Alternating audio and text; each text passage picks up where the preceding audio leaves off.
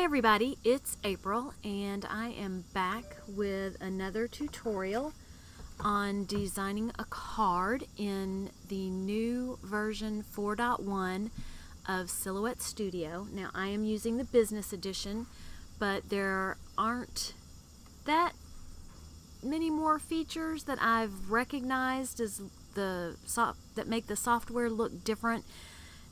Probably I haven't gotten into everything yet, but what I'm going to be working on today you should be able to do in your versions of the Silhouette Studio. More than likely Designer Edition.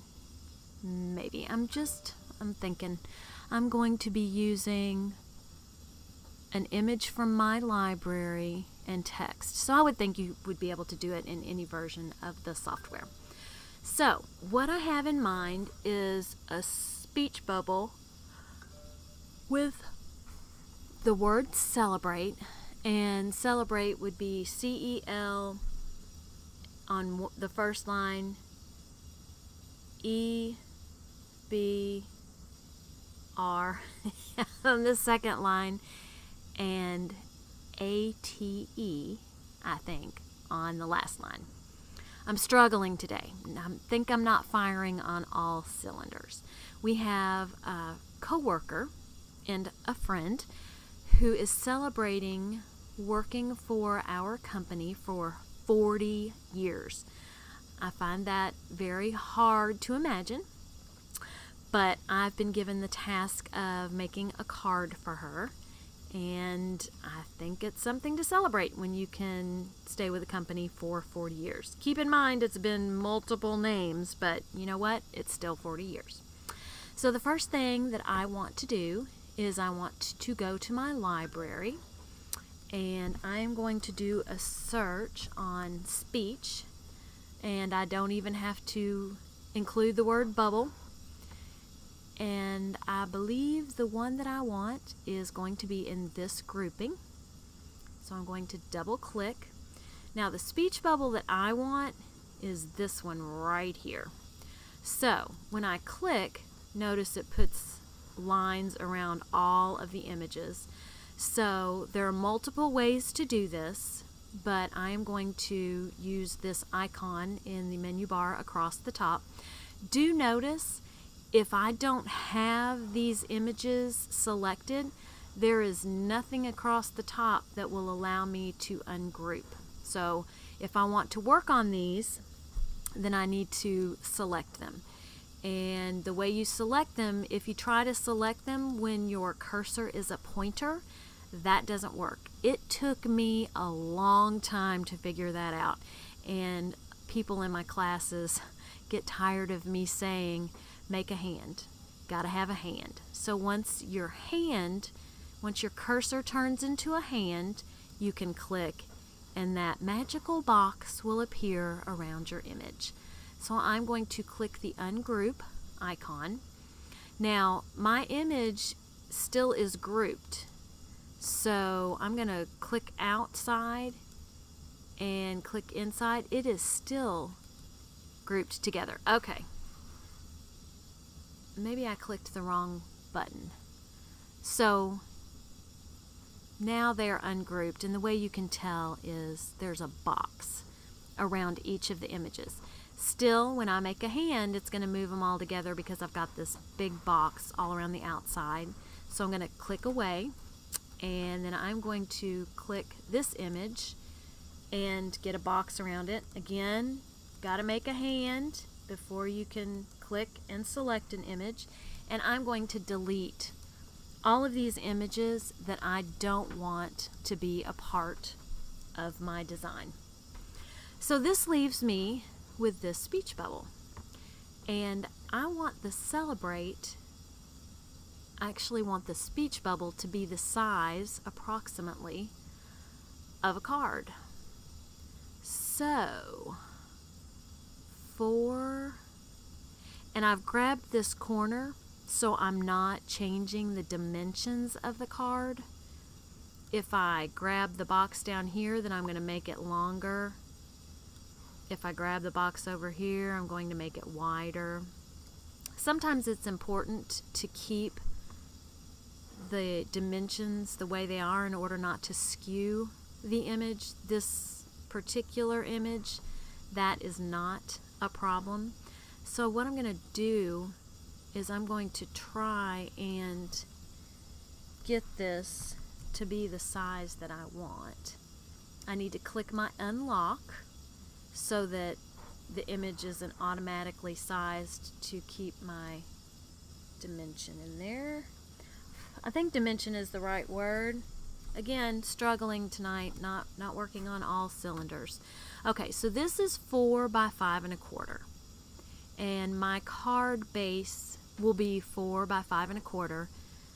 And it will leave some of the speech or some of the background showing, which is just perfect.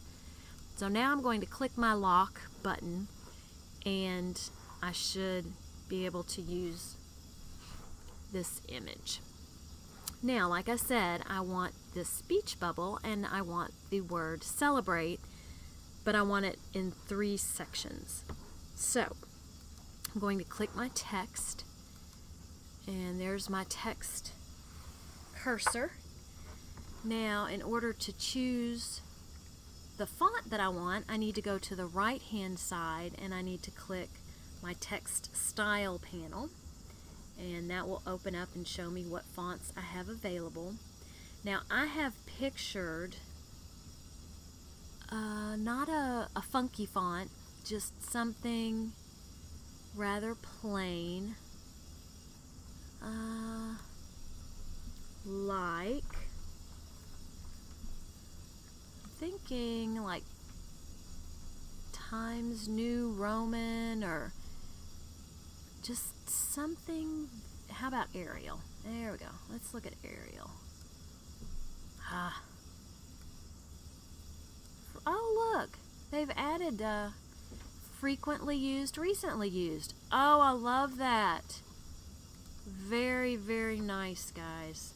Okay, so I'm going to turn my cap lock on, and I typed a C, but because I'm over here in the style text box or window, it doesn't recognize that I want to type on my mat. So I'm going to click back over here on my mat and lose my cursor.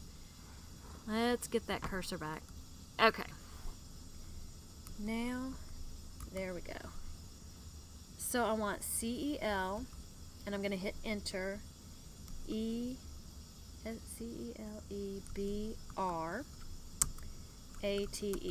Okay, so that's going to be my celebrate. And I think I like it just like that. Now, if I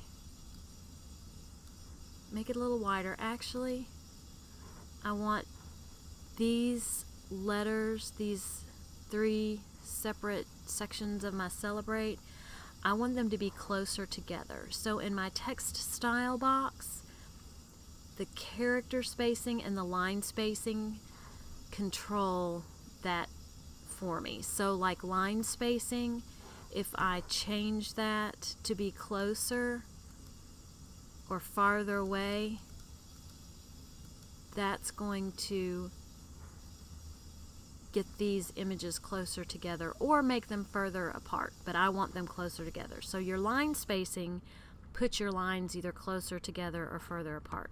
Your character spacing would distance the characters from one another.